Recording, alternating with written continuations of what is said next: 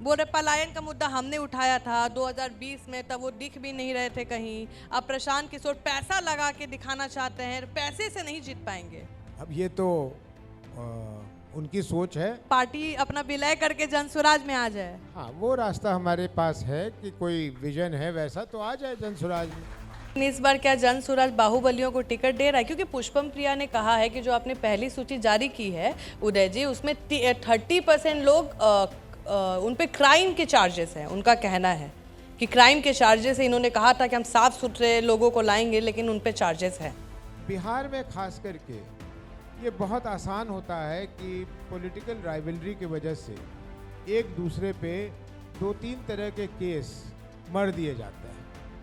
Rape case लगाना हमारे सीमांचल में बहुत कॉमन है, बहुत ही कॉमन है। और पता नहीं, रेप केस, वो रेप केस लगा देते हैं। और महिलाएं भी, क्योंकि गरीबी है या मजबूरी है या जो भी कहिए, महिलाएं भी कुछ पैसों के लिए किसी पे भी आप कहिए तो वो एक रेप केस लगा देती हैं। ये बहुत केस होता है। उदय जी, एक सवाल है। कोसी और सीमांचल में आपका दबदबा है और पप्पू यादव को सांसद बनाने में आपका आशीर्वाद था। क्या उनका सहयोग मिलेगा चुनाव में या नुकसान झेलेंगे? आपके प्रश्न का उत्तर देने से पहले गलत फहमी को तो ठीक कर दूं।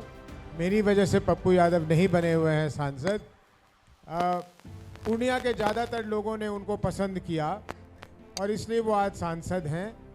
अगर अच्छा काम करेंगे फिर बनेंगे, नहीं करेंगे तो हार जाएंगे।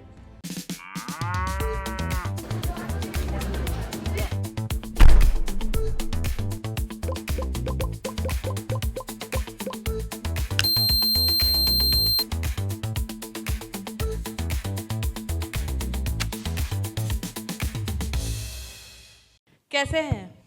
मैं ठीक हूँ, थैंक यू। अहम सवाल एक मेरे मन में स्टार्टिंग से आ रहा था और आपसे करना भी चाह रहे थे। आपने जब पहली सूची जारी की थी उम्मीदवारों की, तो बगावत तो हुआ। आप लोग इसके लिए प्रिपेयर थे कि जो 4 उम्मीदवार और हैं उनके लिए हम लोग कुछ और करेंगे, उनको हम कुछ देंगे, लेकिन चारों बगावत दिखे और चारों कहीं ना कहीं पार्टी से चुनाव लड़ रहे हैं। जनसुराज था दूसरे नंबर पे, बहुत लोग हैं जो कहीं ना कहीं बात करके रखे थे। कितना नुकसान अब उठाना पड़ेगा सर?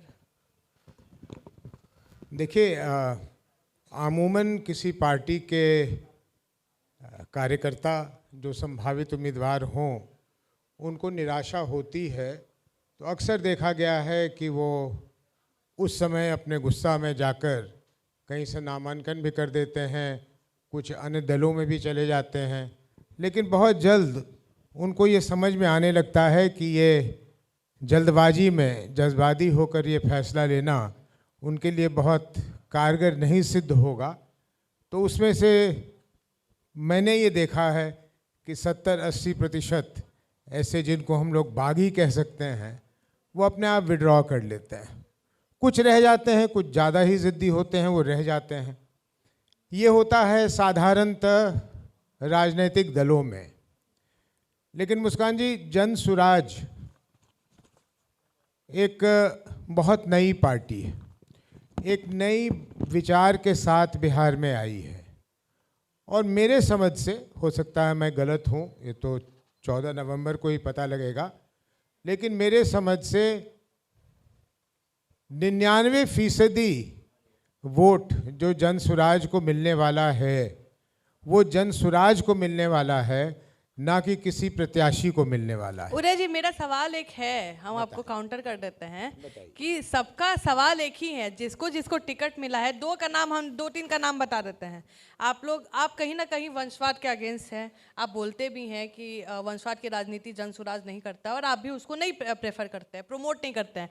आपका जो पहला उम्मीदवार का लिस्ट आया उसमें आप केसी सिन्हा को लाए। लोगों का कहना है कि आज तक एक सभा नहीं किया महाराज। आप लोग बोले थे कि इतना सभा करना है, 5 सभा करना है, एक में लास्ट में 2000 लोगों को बुला के सभा करना है। सबका पैसावा खर्च करवा दिया, टिकटवा दे दिए बड़का बड़का नाम को। कहाँ है? नहीं, ऐसा नहीं है। हम लोग शुरू से कह रहे हैं, बल्कि मैंने आपके इंटरव्यू में आपको ही कहा है, अगर मुझे ठीक से याद है, इंटरव्यू इतने दे लिए लेकिन मुझे अच्छी तरह याद है, मैंने आपके ही इंटरव्यू में कहा था कि अपवाद की तौर पे ज़रूर लोग कहीं और से भी आ सकते हैं। और मैंने साथ में कहा था कि वो अपवाद भी अपवाद की तौर पे ही इस्तेमाल होगा। अभी आप ये बताइए, जन स्वराज ने हमेशा कहा कि हम अच्छे लोगों को, व्यक्तित्व वाले लोगों को अपना टिकट देंगे।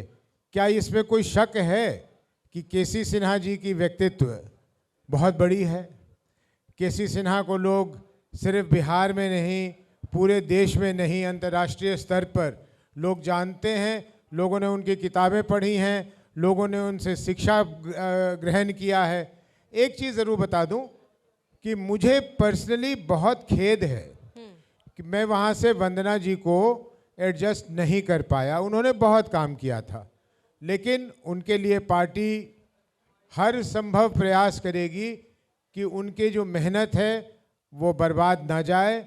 हम लोग उनके लिए भी सोच रहे हैं, मैं भी सोच रहा हूँ, प्रशांत जी भी सोच रहे हैं, और आने वाले दिनों में, बल्कि चलते चलते भी वंदना जी वहीं थी तो उनसे बात कर रहा था मैं, तो ऐसा होता है, ये होगा ही। जहाँ तक रह गई पैसे खर्च करने की बात और मेहनत करने की बात, मेहनत तो करना ही है। कोई चुनाव लड़ना चाहे तो मेहनत करनी है, और मेहनत करनी है तो पैसे खर्च होंगे। लेकिन आप बिहार में हैं और बिहार की बात कर रही हैं, तो खुले तौर पे ये कहा जा रहा है कि अन्य दलों में जो खर्च होता है उसके अलावा बहुत चढ़ावा भी चढ़ाना पड़ता है। तो उससे तो कम से कम हमारे जितने भी प्रत्याशी थे वो तो, उनको तो वो परेशानी नहीं झेलनी पड़ी ना। अच्छा सर, ये बताइए, जन स्वराज अगर चुनाव लड़ता है और अच्छे अगर लड़ता है, हम तो लड़ ही रहे हैं। नहीं, हमारा कहने का मतलब है 30 विधायक हम मान के चल रहे हैं, अनुमानित कि आपके अच्छे खासे विधायक आते हैं, तो क्या आप किसी पार्टी के साथ गठबंधन करिएगा? मुस्कान, बिल्कुल नहीं करेंगे। और ऐसा क्यों कह रही हो कि हमें इतने विधायक नहीं आएंगे कि हम अपने आप सरकार बना सकते हैं?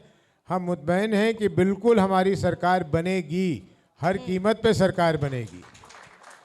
उदय जी, आनंद मिश्रा अभी हाल फिलहाल में एक इंटरव्यू दिए हैं, उन्होंने कहा है कि आजकल नए दल आ रहे हैं, खुद को लीडर्स कह रहे हैं, खुद को मसीहा कह रहे हैं, क्लेम कर रहे हैं, और क्या कर रहे हैं कि कुंडली खोल रहे हैं कि अरे भाई आज हम इसका कुंडली खोलेंगे, दूसरे को नीचा दिखाने की ये रणनीति, आप लोग ये राजनीति सिखा रहे हैं बच्चों को कि हाँ भाई उसको गंदा दिखा के, उसको झूठा दिखा के बड़ा बढ़िया राजनीति कर रहे हैं। ये किनकी इंटरव्यू है? आनंद मिश्रा। अब बहुत दिनों के बाद उनका मैंने नाम सुना है, अभी तो हाल फिलहाल में उनकी चर्चा कहीं नहीं हो रही है, लेकिन आप कर रही हैं। तो अब अपने आप को मसीहा कह रहे हैं, तो जिनके बारे में वो इशारा कर रहे हैं उन्होंने तो अपने आप को कभी मसीहा नहीं कहा है। लेकिन अगर बिहार के लोग उनको मसीहा के रूप में देखते हैं तो किसी को क्यों जलन होती है? नेता अगर कहते हैं तो उन्हें क्यों जलन होती है? तो उन्हें जलना नहीं चाहिए। ये तो लोग कह रहे हैं, हम सुन रहे हैं।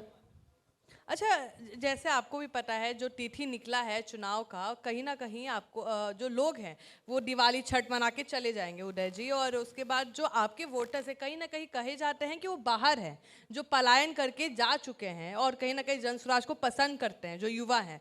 तो आप लोग इंतजार, आप लोग तैयारी कर रहे हैं, वो लोग छठ दिवाली बनाएगा उसके बाद तो चला जाएगा, थोड़ी ना वेट करेगा कि 10 दिन अपना सैलरी कटवा के वेट करके वोटवा दे के जन स्वराज को जाएंगे? अच्छा प्रश्न है। इलेक्शन कमीशन ने ज़रूर केंद्र सरकार के इशारे पे ये तिथियां रखी हैं और उनके वापस जाने के ट्रेन का भी इंतज़ाम कर दिया है। ये भी सत्य है कि जो बाहर रहते हैं बिहार से, उनमें अधिकांश, मैं सभी तो नहीं कह सकता, लेकिन उनमें से अधिकांश लोग जन स्वराज के प्रति ही अपना मन बनाकर यहाँ आएंगे। लेकिन मैं आपको बता दूं, जिस हालत में वो बिहार के बाहर रहते हैं और जितनी चाहत है उनको बिहार आ जाने की कि ट्रेन कभी भी चली जाए, वो नहीं जाएंगे बिना अपना वोट डाले हुए। ऐसा मेरा ही नहीं मानना है, ऐसा बहुत लोगों का मानना है कि वो आएंगे छठ और दिवाली और छठ के समय में, लेकिन वो तब तक यहाँ रहेंगे चाहे उनको वहाँ नुकसान क्यों ना हो जाए, जब तक वो अपने मत का प्रयोग नहीं कर लेते। क्योंकि इन 10 दिनों की तकलीफ़ को झेल कर वो देख रहे हैं कि इन 10 दिनों की अगर मुझे कष्ट भी हो गई, मेरा कुछ नुकसान भी हो गया, लेकिन बिहार में जिस परिवर्तन की हम बात कर रहे हैं, अगर उसमें उन्होंने अपनी भागीदारी निभाई तो उनके लिए लंबे समय के लिए बहुत लाभ है। इसलिए हम लोगों को बहुत ज़्यादा चिंता नहीं है। सरकार की मैं ये साजिश मानूंगा या इलेक्शन कमीशन की मानूंगा, लेकिन उससे हमें कोई घबराहट नहीं है। उदय जी, आप लोग एक कार्ड लेके आए हैं, परिवार लाभ कार्ड। बीजेपी वाले भी बड़ा चर्चा कर रहे हैं कि वो कड़वा उनको भी मिले, लेकिन इस पे आनंद मिश्रा ने फिर से कहा है कि भोली भाली बिहार की जनता है, उनको ये कार्ड दिखा रहे हैं और उनको लग रहा है कि इस कड़वा में 20,000 रुपया है जो महीने महीने आएगा। उस कार्ड को आनंद मिश्रा जी पढ़ लें, उसके साथ जो हमने कागज़ दिया है उसको भी पढ़ लें। अगर उसमें बिल्कुल स्पष्ट रूप से नहीं लिखा हुआ है कि ये कैसे उनको लाभ प्राप्त होगा तो वो चार्ज लगाएं, वैसे तो अन्यथा उनको बोलने की आदत है, बोलते रहें, उससे कोई फ़र्क नहीं पड़ता।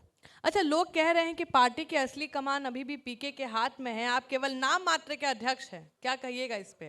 इस पर कहीं से संदेह नहीं है कि प्रशांत किशोर जी इस पार्टी के सूत्रधार ही नहीं हैं। प्रशांत किशोर जी इस पार्टी के मेन स्ट्रेटेजिस्ट हैं। इसमें भी कहीं से भी अतिशयोक्ति नहीं होगी कि बिहार की जनता अगर जन स्वराज की बात सुन रही है तो वो प्रशांत किशोर जी की ही बात सुनना चाहते हैं। मैं राष्ट्रीय अध्यक्ष हूँ, मेरी अपनी भूमिका है पार्टी को, पार्टी के संगठन को चलाने की, इसलिए इसमें ये जो लोग कह रहे हैं वो मोटे तौर पे ठीक कह रहे हैं कि जन स्वराज की सोच, जन स्वराज की जो पहचान बनी है बिहार में वो एकमात्र प्रशांत किशोर जी की मेहनत से बनी है। बाकी हम सब लोगों ने सहयोग किया है उसमें।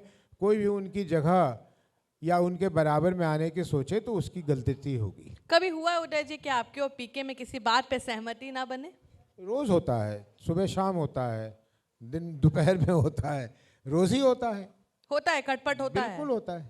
अच्छा, एक सवाल है और एक चीज़ और बता दूं, हम्म, उसमें से अधिकांश बार जो मैं कहता हूं वो किया जाता है, मतलब तो आपकी बात इसलिए- मानी जाती है। मान ली जाती है तो जी। पहले वाले बात में आप बोल दिए प्रशांत किशोर की चलती है। भाई बिल्कुल गलती, उसमें कोई ये बात नहीं है। अगर मुझे दिमाग में कोई बात आई संगठन को लेकर या किसी बात को लेकर और उस बात में तर्क है तो वो मान लेते हैं, बल्कि ये तो ये दर्शाता है कि वो उस चीज़ को मना भी कर सकते हैं लेकिन नहीं करते हैं। अगर उस बात में तर्क होता है तो उसको मानते हैं, तो ये बहुत अच्छी बात है। विरोधी दल कहते हैं उदय जी कि जो जन स्वराज है वो मीडिया ट्रायल ज्यादा करता है, मीडिया ट्रायल्स करता है, रोड शो करता है और सोशल मीडिया तक ही सीमित है। सोशल मीडिया तक सीमित है या लोगों के दिल में समा चुका है, ये तो 14 नवंबर को पता लगेगा। हम सोशल मीडिया पे या नेशनल मीडिया पे या प्रिंट मीडिया में ज़्यादा इसलिए दिख रहे हैं, हम चर्चा में इसलिए हैं कि बिहार में पहली बारी 30 वर्षों के बाद एक ऐसी प्रयास हो रही है जिसमें ये क्षमता है, जिस प्रयास में वो ताकत है कि बिहार के भविष्य को वो बदल सकती है। इसलिए ऐसी चीज़ तो चर्चा में होनी है। ये हम करते तो भी हम चर्चा में हैं, ये कोई और करता तो भी हम वो चर्चा में रहते। इसलिए ये कोई जन स्वराज के लिए चर्चा हो रही है, नहीं हो रही है। जन स्वराज क्या कह रही है उसके लिए चर्चा हो रही है। उदय जी आप कुछ मीडिया ट्रायल की भी बात कर रहे थे कि हम मीडिया ट्रायल करते हैं। हम मीडिया ट्रायल नहीं करते हैं, हम जो सच्चाई है वो लोगों के सामने उजागर करते हैं। तो बीजेपी वाले बोलते ज्यादा दिक्कत है तो आप लोग लीगली लड़ा करिए, मीडिया के सामने क्या कागज लेके आ जाते हैं? अगर उनमें थोड़ी सी भी लज्जा होती, लोक लज्जा होती जो नहीं है, तो वो अपने आप अपने पद को छोड़कर उनके पार्टी वाले या सरकार में जो लोग हैं वो उनको कोर्ट घसीट के ले जाते हैं। हमें ले जाना पड़ रहा है, हमारा समय, हमारे पैसे, सब कुछ बर्बाद होते हैं। हम तो लोगों को ये बतला रहे हैं कि जिन लोगों पे तुमने भरोसा किया है 30 वर्षों तक और जो लोग फिर तुम्हारे बीच जा रहे हैं भरोसा तुम्हारा मांगने, वो किस तरह के लोग हैं, उनका असली चेहरा क्या है, उसको तुम देखो। उदय जी, मेरा 2 सवाल है, उसको 2 तरीके से देखा जा सकता है।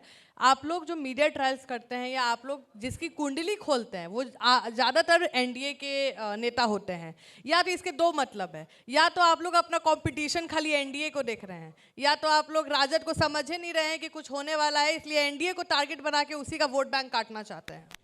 थोड़ी सी प्रतीक्षा कर लीजिए तो आपका प्रश्न का बता उत्तर दीजिए, मिल वोटवा जाएगा। किसका काट रहे हैं आप लोग? एनडीए का काट रहे हैं कि महागठबंधन? महागठबंधन हम खुश है। किसी की वोट, हम दोनों की वोट काट रहे हैं, लेकिन हम किसी को अपना प्रतिद्वंद्वी समझ ही नहीं रहे हैं। हमारा संवाद सीधी तरह बिहार की जनता से है। हम बिहार की जनता को अपनी बात समझा रहे हैं, उसको समझ आ रहा है और मुझे लगता है आने वाले 14 तारीख को वो अपना फैसला सुना देगा। लेकिन वोट कटेगा तो जो 28% वोट जो फ्री होता है, उसके अलावा जो वोट कटेगा 20-25%, वो दोनों तरफ से आएगा। पुष्पम प्रिया चौधरी का नाम सुना है उदय जी? हाँ, कभी कभी मैंने चर्चा में तो सुना है। हाँ, तो सुने तो वो आई थी अभी मंच में, और मंच पे आके उन्होंने कहा है कि प्रशांत किशोर मेरा जो विजन है उसको कॉपी करके बड़ा बनना चाहते हैं, तो अपने पार्टी का नाम भी उनके पार्टी वाला रख दीजिए, काहे के लिए अपना अलग जनसुराज लेके घूम रहे हैं। बोले पलायन का मुद्दा हमने उठाया था 2020 में, तब वो दिख भी नहीं रहे थे कहीं। अब प्रशांत किशोर पैसा लगा के दिखाना चाहते हैं, पैसे से नहीं जीत पाएंगे। अब ये तो उनकी सोच है। अगर उनकी सोच वही सोच है जो जनसुराज की सोच है, तो मेरी शुभकामना है उनके लिए, क्योंकि हम तो चाहते हैं कि जितने ज़्यादा लोग, बल्कि हम तो यही चाहते हैं कि पूरा बिहार मतलब अपना वही पार्टी मानने विलय करके लगे। जनसुराज में आ जाए। क्या मतलब पार्टी अपना विलय करके जनसुराज में आ जाए। हाँ, वो रास्ता हमारे पास है कि कोई विजन है वैसा, तो आ जाए जनसुराज में, जगह मिलेगी। उदय जी, एक सवाल है, कोसी और सीमांचल में आपका दबदबा है और पप्पू यादव को सांसद बनाने में आपका आशीर्वाद था, क्या उनका सहयोग मिलेगा चुनाव में या नुकसान झेलेंगे? पहली बात तो मैं नहीं मानता कि मेरा दबदबा है सीमांचल में या कहीं और, क्योंकि मैं इसमें विश्वास ही नहीं रखता। जनता की आशीर्वाद प्राप्त होती है अलग अलग समय पर, अलग अलग कारणों को लेकर, तो मैं ये दिल से नहीं मानता, दिमाग में मेरे ये बात अटती नहीं है कि किसी नेता की कहीं दबदबा हो। नेता लोकप्रिय हो सकता है, कभी कभी तत्कालिक रूप से अलोकप्रिय भी हो जाता है, चुनाव हार भी जाता है, लेकिन जनता के दिल में अगर उसने अपने लिए एक जगह बना रखी है तो वो हमेशा रहती। पप्पू यादव को आपने सांसद बनाया इसलिए कि राजद वहां कैंप कर रहा था, तेजस्वी यादव कई विधायकों के साथ थे और पूरा इलाका गवाह है कि आपके आशीर्वाद से ही पप्पू यादव संसद तक पहुंचे हैं। तो इस बार क्या भूमिका रहेगी पप्पू यादव की? सहयोग मिलेगा या नुकसान होगा? आपके प्रश्न का उत्तर देने से पहले गलत फहमी को तो ठीक कर दूं। मेरी वजह से पप्पू यादव नहीं बने हुए हैं सांसद। पूर्णिया के ज़्यादातर लोगों ने उनको पसंद किया और इसलिए वो आज सांसद हैं। अगर अच्छा काम करेंगे फिर बनेंगे, नहीं करेंगे तो हार जाएंगे। रह गई बात कि वो सहयोग करेंगे या नहीं, मैं उनसे सहयोग की कोई अपेक्षा नहीं रखता हूँ। वो दूसरे दल में या दूसरे गठबंधन के साथ हैं, हम जनसुराज में हैं, हमारा कोई आपस में कोई लेन देन है ही नहीं, कोई मतलब है ही नहीं, इसलिए मैं नहीं समझता कि वो हमें किसी प्रकार से मदद करेंगे। मेरा एक सवाल है। जी ज़रूर। सवाल छोटा है, जवाब बड़ा चाहिए। आज दूसरी सूची जारी हुई है जनसुराज की, उसमें आरसीपी सिंह नहीं थे, गायब थे, क्यों? आरसीपी सिंह जी कहीं गए होंगे पटना से बाहर, वो चुनाव का प्रचार भी तो करेंगे और उनकी खुद की लड़की लड़ रही हैं, तो कोई ज़रूरी है कि वो हर मीटिंग में हर आदमी हो? अच्छा, आप लोग के ध्यान उस पर रहता है, सोशल मीडिया में सवाल उठ रहा है। हम सूची क्या जारी कर रहे हैं उस नाम पे नहीं रहता है, वहाँ मंच पे कौन बैठा है इस पे ध्यान रखते हैं आप लोग। नहीं, वो कहीं गए होंगे, कल थे, कल या परसों जो भी सूची हमने जारी की थी उसमें थे, बल्कि वही नाम भी पढ़ रहे थे, लेकिन आज कहीं गए होंगे पटना से बाहर, मैंने ध्यान नहीं दिया, ना मैंने पूछा। 1200 राजनीतिक परिवारों को राजनीति से बाहर करने के वादे के साथ जनसुराज बिहार में आया था, और वहीं आप कर रहे हैं जो दूसरे दल करते हैं। आपने तो वही किया, आरसीपी सिंह की बेटी को उम्मीदवार बनाया, कर्पूरी ठाकुर की नतनी को बनाया, ये क्या है? जब हम परिवारवाद की बात करते हैं तो क्या उसमें कहते हैं कि कोई किसी परिवार में अगर कोई राजनीति में रहा हो तो अब उसके पूरे वंश में कभी कोई राजनीति में आई ना? यही है परिवारवाद की परिभाषा। आप लोगों ने तो यही भाई दावा किया। मैं राष्ट्रीय अध्यक्ष हूँ, मेरे पास 2 बच्चे हैं और दोनों उस लायक हैं कि वो चुनावी मैदान में जा सकते थे, मैंने तो नहीं दिया उनको। अगर मैं उनको दे देता टिकट तो आप कह सकते थे कि वंशवाद हो गया, कि पिताजी राष्ट्रीय अध्यक्ष है और बेटी गई या बेटा गया चुनाव लड़ने के लिए। ऐसा हमने नहीं किया। लेकिन आरसीपी सिंह जी की लड़की बेटी एक अच्छी लॉयर है, एक महिला है, एक लॉयर है, उसको अगर उसके काबिलियत की वजह से हमने टिकट दिया है तो इसको आप वंशवाद से कैसे जोड़ सकते हैं? हाँ, ओवर टू यू मुस्कान। अच्छा, हम आप नहीं सके, अब दे दिया उसको आपने। प्रशांत किशोर हमको पता है कि रणनीतिकार हैं, पॉलिटिकल पार्टी को एडवाइस देते हैं, बढ़िया पैसा कमाते हैं, लेकिन सुनने में आ रहा है कि कंस्ट्रक्शन कंपनी को एडवाइस देके 2 घंटे का 11 करोड़ के आसपास वो फीस चार्ज किए हैं। कंस्ट्रक्शन कंपनी को कौन सा लक्ष्मी का मंत्र बता दिए महाराज कि 11 करोड़ रुपए निकाल दिए, अब वो कंपनी निकाला है 11 करोड़ जो खुद नुकसान में चल रहा है। आपकी दोनों बातें आपके तथ्य ही गलत हैं, लेकिन मैं जवाब दूंगा आपको। पहली बात तो जनसुराज के पास इसको पैसे खर्चने के लिए कहाँ से आते हैं? सभी राजनीतिक दलों का, और उनकी वजह से आप लोगों का ध्यान उस पर रहता है। बीजेपी वाले और महागठबंधन वाले पैसे कहाँ से लाते हैं मैंने तो नहीं सुना, आप लोग उनसे प्रश्न पूछते हैं, लेकिन जवाब देता हूँ। पहली बात, जिस कंस्ट्रक्शन कंपनी की आप बात कर रहे हैं, नाम मुझे याद नहीं आ रहा है, वो हिंदुस्तान की 5 बड़े कंस्ट्रक्शन कंपनी में से एक है। उसकी टर्नओवर मेरे ख्याल से 30-40 हज़ार करोड़ रुपए सालाना है। मुझे don't hold me to it, क्योंकि मैं दूसरों की बैलेंस शीट में ताका झाकी नहीं करता हूँ। रह गई बात कि इन्होंने कौन सी एडवाइस दी। इन्होंने कंस्ट्रक्शन का कोई एडवाइस नहीं दिया, इनको कंस्ट्रक्शन का पता नहीं, ज़रूर इनको मालूम होगा, इनको मालूम बहुत कुछ रहता है। इन्होंने एडवाइस ये दिया है कि उन्होंने उस कंपनी के एक ऑफशूट ने मशरूम पे कोई रिसर्च करके कोई ऐसी चीज़ की डिस्कवरी की है जो एंटी एजिंग कॉम्प्लेक्स है। उसकी ये चाहते हैं कि वर्ल्ड वाइड मार्केटिंग हो। वहाँ के लोगों ने कहा कि भाई मार्केटिंग में, भाई पॉलिटिकल मार्केटिंग भी तो एक मार्केटिंग है, कि मार्केटिंग में प्रशांत किशोर जी की मास्टरी है, और इनसे अगर सलाह ली जाए या इनको उसके साथ जोड़ा जाए तो उस पदार्थ की जो ये बना रहे हैं, जो इन्होंने बना ली है, उसकी संभावनाएं बढ़ती हैं। तो प्रशांत जी ने जो कहा कि मैंने 2 घंटे में 11 करोड़ या 14 करोड़ जो भी लिया, वो 1-2 घंटे में नहीं लिया। 2 घंटे में इनकी ये बात हुई कि जब आप इसको लॉन्च करेंगे तो मैं आपको सलाह दूंगा और इसको पूरे दुनिया में या हिंदुस्तान में इसको मार्केट करने में आपका सहयोग करूंगा। इस बीच में फ़ी के तौर पे आप हमारी पार्टी को सहयोग करें। उन्होंने सहयोग किया, तो इसमें हैरानी की कौन सी बात है, मुझे समझ नहीं आया। ठीक भाई, तो हम मान लेते हैं, लेकिन इस बार क्या जनसुराज बाहुबलियों को टिकट दे रहा है? क्योंकि पुष्पम प्रिया ने कहा है कि जो आपने पहली सूची जारी की है उदय जी, उसमें 30% लोग उन पे क्राइम के चार्जेस हैं। उनका कहना है कि क्राइम के चार्जेस है। इन्होंने कहा था कि हम साफ सुथरे लोगों को लाएंगे, लेकिन उन पे चार्जेस है। आपके पिताजी आपको ज़्यादा बता पाएंगे, क्योंकि आपको शायद इस मामले में इतना अनुभव नहीं हो। वैसे तो आप उनसे बहुत आगे पहले ही निकल रही हैं, लेकिन इस बारे में पूछिएगा। बिहार में खास करके ये बहुत आसान होता है कि पॉलिटिकल राइवलरी की वजह से एक दूसरे पे 2-3 तरह के केस मर दिए जाते हैं। रेप केस लगाना हमारे सीमांचल में बहुत कॉमन है, बहुत ही कॉमन है। और पता नहीं, रेप केस, वो रेप केस लगा देते हैं। और महिलाएं भी, क्योंकि गरीबी है या मजबूरी है या जो भी कहिए, महिलाएं भी कुछ पैसों के लिए किसी पे भी आप कहिए तो वो एक रेप केस लगा देती हैं। ये बहुत केस होता है। उसके बाद ये भी बहुत कॉमन है बिहार में कि कहीं किसी की हत्या हुई हो या कहीं कोई शव मिला हो, तो पुलिस वाले आकर अपनी एफिशिएंसी दिखलाने के लिए अननोन नया लिख के किसी न किसी से, जिनसे उनको या तो कुछ लेन देन की संभावना बनती हो या किसी से दुश्मनी हो, उसका नाम डाल देते हैं।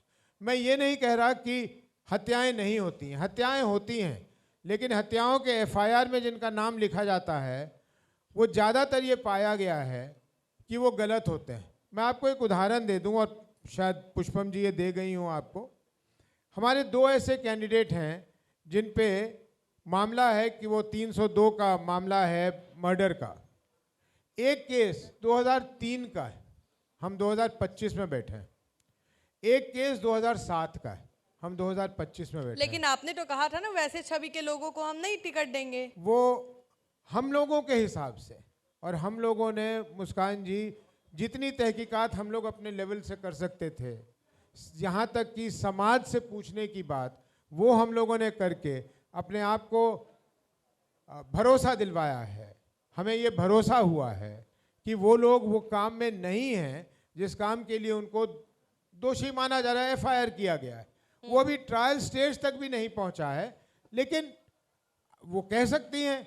अब आप देखिए, यहाँ हमारे बहुत सारे साथी जिनको टिकट मिला है, उनके क्रिमिनल केस में नाम आएगा। अभी हाल फिलहाल में 2 क्रिमिनल केस हुए हैं। एक हमने अभी घेराव किया था, सेक्रेटेरिएट के पास एक हंगामा हुआ था, बहुत लोगों का उसमें एफआईआर हो गया। जब वो अपनी एफिडेविट दाखिल करेंगे तो क्रिमिनल केस के कॉलम में आएगा। इसलिए एडीआर वाले जब जनसुराज की भी वो पड़ताल करेंगे तो कहेंगे कि इतने क्रिमिनल्स को जनसुराज ने टिकट दिया है। आपने दूसरी बात कही बाहुबली, हमारे पास एक भी बाहुबली नहीं होगा, लेकिन ताकतवर व्यक्ति जरूर होगा जो अपने समाज में, अपने क्षेत्र में एक ताकत रखता हो, एक प्रभाव रखता हो। ऐसे लोग जरूर होंगे, बाहुबली आपको कोई नहीं मिलेगा। अच्छा उदय जी, आज आप नेता नहीं होते तो क्या होते? मैं जब स्कूल में था तो मैं एनडीए में चला गया था। स्कूल में थे तो एनडीए में चले गए थे? एनडीए का एग्जाम दिया था। हाँ। यूपीएससी का एग्जाम दिया था और सिलेक्ट हुआ तो रिटन में बहुत अच्छे नंबर आए। मोटा ताज़ा मैं स्कूल में भी हुआ करता था।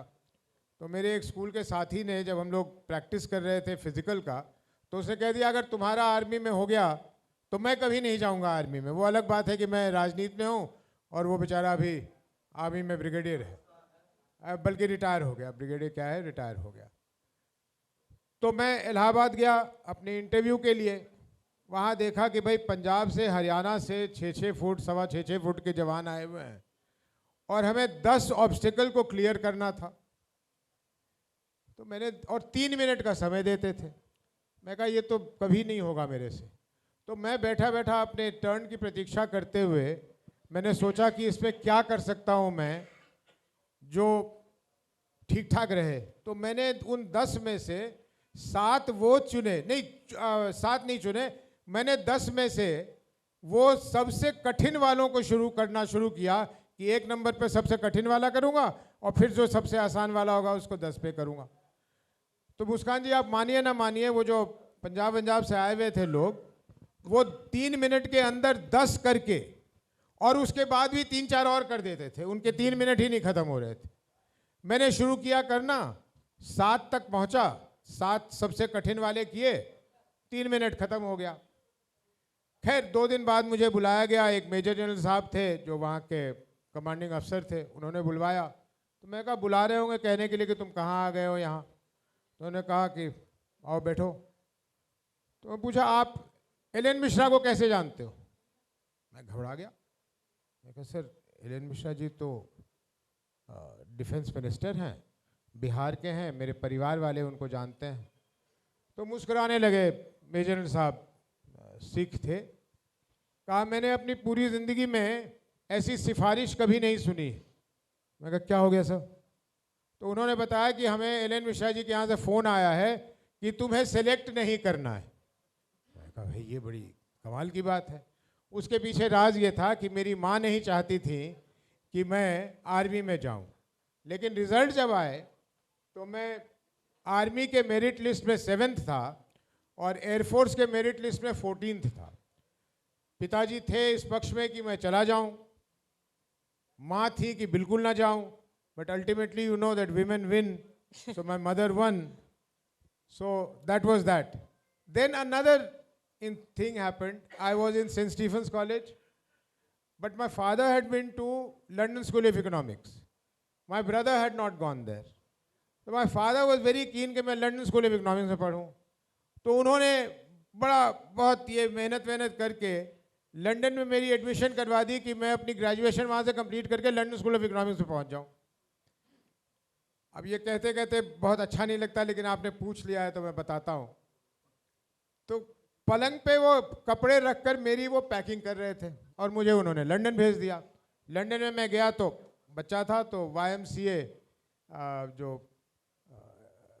हॉस्टल होता है उसमें रह रहा था और क्लासेस अभी अटेंड करनी शुरू की थी। मेरे फादर की निधन हो गई। वापस आया तो my mother took it very very badly. इतने दिनों का साथ था और 2-4-5 महीने में ऐसा लगा कि अब पता नहीं माँ की भी बहुत ज़्यादा ज़िंदगी नहीं चलेगी। बट माँ was always involve in social work. तो हम लोगों ने घर में सभी भाई बहनों ने ये तय किया कि माँ को क्यों नहीं पॉलिटिक्स में डाला जाए, पॉलिटिक्स में जाए, पॉलिटिक्स करें। उनसे पूछा ना, उन्होंने हाँ कहा ना कहा, लेकिन हम लोगों ने कांग्रेस पार्टी को कहा। उस समय श्री देवकांत बरुआ थे कांग्रेस के अध्यक्ष, उन्होंने कहा भाई ये तो हमारे लिए सौभाग्य की बात है कि वो लड़ेंगी।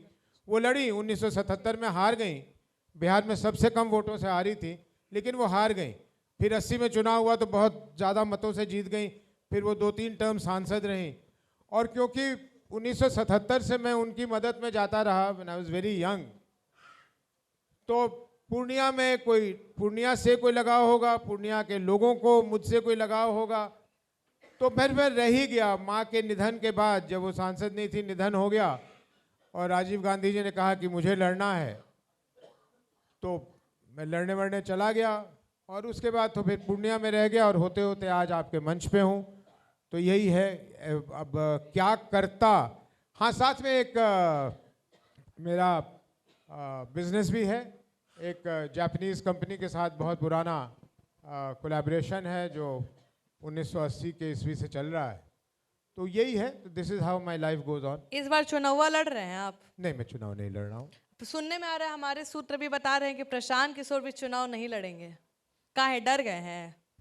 हम लोग बहुत भयभीत हैं, इतना डरते हैं कि पूछिए मत। मान लीजिए प्रशांत जी लड़े, मैं लड़ूं, हम हार जाएं, हमारी जमानत जब्त हो जाए, लेकिन 243 लोगों को लड़ा रहे हैं, लेकिन लड़ेंगे नहीं। और आप तो नहीं आई हैं इधर मेरा इंटरव्यू लेने के लिए, आपके पास फुर्सत नहीं है, लेकिन अपने पिताजी से पूछिएगा कि जब वो मेरे निवास पे आते होंगे, जो अभी तत्कालिक रूप से जनसुराज का एक ऑफिस भी है, तो वहाँ आपको इतनी तादाद में लोग, इतने तादाद में लोग मिलेंगे, ऐसे लगता है कि पूरे बिहार के लोग वहीं आ गए हैं जनसुराज की टिकट लेने।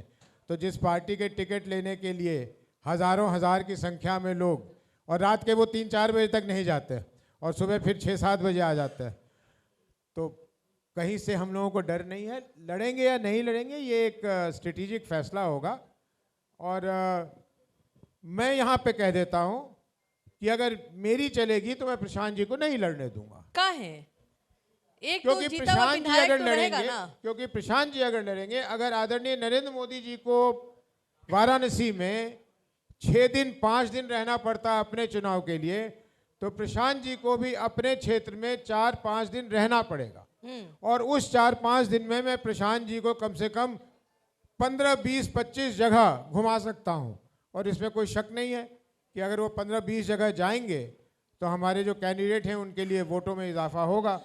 तो मैं ये देखूं कि एक व्यक्ति जीत जाए, या मैं ये देखूं कि मेरे 20-25 लोगों की जीतने की संभावना बढ़ जाए। तो भाई ब्रेक होता है कि प्रशांत किशोर चुनाव नहीं लड़ने वाले हैं, लड़वाने वाले हैं। सही बोले ना आप? तो आपके मुंह से ही निकलवा दिए, अब नहीं, चुनाव नहीं बिल्कुल लड़ नहीं रहे हैं। निकाला आपने मेरे मुंह से, बिल्कुल नहीं, मैं कहीं ना गलत कहीं साबित लग हो रहा था, सकता, बोल रहे थे कि राघव मैं बिल्कुल गलत साबित हो सकता हूँ, ये भी आप ही के मंच पे कह रहा हूँ। लेकिन हमको ऐसा लग रहा है कि क्योंकि चुनाव नहीं लड़ेंगे। आपको मालूम है कि हमारे टिकट का फाइनल होके कितने लोग मिलकर कर रहे हैं? एक पूरी आप हैरान कमेटी- हो जाइएगा। कितने लोग हैं? करीब 65 लोग हैं। हमारी पूरी नेशनल एग्जीक्यूटिव, हमारा पूरा इलेक्शन कमेटी बैठकर, और बैक ऑफिस में हमारे कितने लोग, बैक ऑफिस के कितने लोग बैठते हैं? कम से कम 20 लोग बैठते हैं। डेटा हमारे पास कितना है? इतना है जो किसी पार्टी ने सोचा नहीं होगा कि इतना किसी क्षेत्र के बारे में, किसी कैंडिडेट के बारे में डेटा हो सकता है। और 65 लोग बोलकर एक एक टिकट, एक एक व्यक्ति को डिस्कस करके, और तब भी जिस बगावत की आप बात कर रही थी, जिस हंगामा की बात कर रही थी, वो स्वाभाविक है, वो होना है। लेकिन हम लोग इतने निश्चिंत हैं कि हम लोगों ने कोई गलती नहीं की है, जानबूझकर गलती नहीं की है। क्योंकि 1 आदमी, 2 आदमी, 5 आदमी अगर टिकट का फैसला करें तो गलतियां हो सकती हैं, लेकिन इतने व्यापक ढंग से इस पर चर्चा होकर हम टिकट बांट रहे हैं कि इसमें गलती होने की संभावनाएं ना के बराबर है। अच्छा, ये बताइए, जैसे अभी आपने बताया कि प्रशांत किशोर का चुनाव लड़ना उतना ज़रूरी नहीं है जितना ज़रूरी है कि उम्मीदवारों की जगह पे, बिल्कुल सही बात है, हम मानते हैं। लेकिन हमको ये जानना है कि कोई ऐसा आपका डिसीजन है जिसमें आपको पछतावा हुआ हो? याद करिए, जो आपको लगता है कि नहीं करना चाहिए था, बेकारे कर दिए। सच मानिए ऐसा कुछ हुआ नहीं। हम सुने कि प्रशांत किशोर, जैसे लोग कहते हैं कि प्रशांत किशोर बहुत एरोगेंस है, जल्दी बात नहीं सुनते हैं, गुस्साते जल्दी हैं। तो आप मतलब नहीं लगता है कभी कि ये कभी सुनेगा नहीं? डर लगता है कभी कभी सुनेगा कि नहीं मेरा बात नहीं सुनेगा, या डिसीजन गलत ले लेगा, ऐसा करके कुछ? आप तो सीनियर हैं। आपने 4-5 चीजें एक साथ कह दी। गुस्सा बहुत जल्दी आता है, एरोगेंट हैं, दोनों अलग अलग चीजें हैं। एरोगेंस और गुस्सा जल्दी आना ये अलग चीज़ें हैं। एक व्यक्ति, आप इमेजिन करो कि एक व्यक्ति सच में वो आदरणीय मोदी जी वाले 18 घंटे नहीं, एक व्यक्ति एक्चुअली बहुत दिनों से 20 घंटे 21 घंटे काम कर रहा हो, जिसमें 400 किलोमीटर रोज़ की सफ़र भी हो, जिसमें सैकड़ों लोगों से बात करना हो, वो आदमी थोड़ा सा नर्व्स एज पे तो रहता ही रहता है। इसलिए गुस्सा आना ये स्वाभाविक है। तो वो गुस्सा नहीं है, वो तुनकना जिसको कह सकते हैं वो है। जहाँ तक एरोगेंस की बात है, इससे कम एरोगेंट आदमी मैंने तो देखा नहीं, बिल्कुल ही एरोगेंस नहीं है। उसको लोग जैसे मर्जी इंटरप्रेट करना चाहें, एरोगेंट बिल्कुल नहीं है। फ्रैंक बहुत ज़्यादा है, इसलिए वो एरोगेंस दिख जाती है। ये खराबी मुझ में भी है। मैं कोशिश करता हूँ, अनजाने में कभी हो गया हो, मैं कोशिश करता हूँ कि मैं किसी चीज़ को जानते हुए मैं झूठ ना बोलूँ, लेकिन इसको लोग एरोगेंस समझ लेते हैं कि यार ये तो मुंहफट आदमी है। कोई मेरे पास किसी पैरवी के लिए आता है, वो गलत पैरवी होती है, कोई दूसरा पॉलिटिशियन होगा कहेगा हाँ मैं कह दूंगा, जानते हुए कि वो कह भी देगा तो उसका काम नहीं होना है। मेरे पास वो आएगा, मैं कह दूंगा मैं ये काम नहीं कर सकता, गलत है, भागो, तो वो कहेगा ये बहुत एरोगेंट आदमी है। अब अपनी अच्छा, अपनी कोई उम्मीदवार interpretation है। ऐसे आए हैं जो वोट खरीदने की कोशिश करे कि आप मर्दे बताइए कितना पैसा चाहिए, हम देते हैं, लेकिन से टिकटवा हमको दे दीजिए। आए तो होंगे, इतने उम्मीदवार हैं, और ऐसा थोड़े होगा कि सब लोग बिल्कुल प्रोसेस के साथ चल रहे हैं, कोई तो दिया होगा। अब ऑफर। इसको बदकिस्मती मानिए, लेकिन मेरी और प्रशांत जी की कुछ रेपुटेशन इतनी खराब फैली हुई है कि ये कोई हिम्मत करने की सोच भी नहीं सकता कि वो मुझे या प्रशांत जी को किसी लालच में लाकर टिकट मांगने की प्रयास करे। ये अच्छा, संभव नहीं। एक चूज करना है, गांधी जी या भगत सिंह, कोई एक ही चूज करना है। गांधी जी। संसद या सड़क, संसद या सड़क, संसद। अखबार या सोशल मीडिया, अखबार। बिहार की दिल्ली। बिहार। एक शब्द बोलना है, राजनीति। राजनीति अगर हम शब्द बोलते हैं तो आपके मन में क्या आता है? समाज सेवा। जन स्वराज। समाज सेवा का प्लेटफॉर्म। सब सेम नहीं बोलना है सर, थोड़ा अलग बोलिए। अब जो सच्चाई है वही बोलूंगा, सच अगर सेम है तो क्या करूं। प्रशांत किशोर। सोचना पड़ रहा है आपको। अनुकरणीय, आपने कहा एक ही इसमें बोलना है। अनुकरणीय व्यक्तित्व का व्यक्ति है जिसको देखकर बहुत लोगों को प्रेरणा लेनी चाहिए कि ऐसा करना चाहिए। अगला सीएम लीजिए, नमवा। जन स्वराज का जीता हुआ कोई प्रतिनिधि होगा। नहीं नहीं नहीं सर, ऐसे नहीं बच सकते हैं, नमवा लीजिए। अगला सीएम कौन? टीआरपी आप नहीं दे रहे सर, हम मान गए, लेकिन अगला सीएम कौन? हमारे पास कुछ महिलाओं की जगह खाली है, आप आइए, चुनाव लड़िए, जीतिए, आपको सीएम बना देंगे।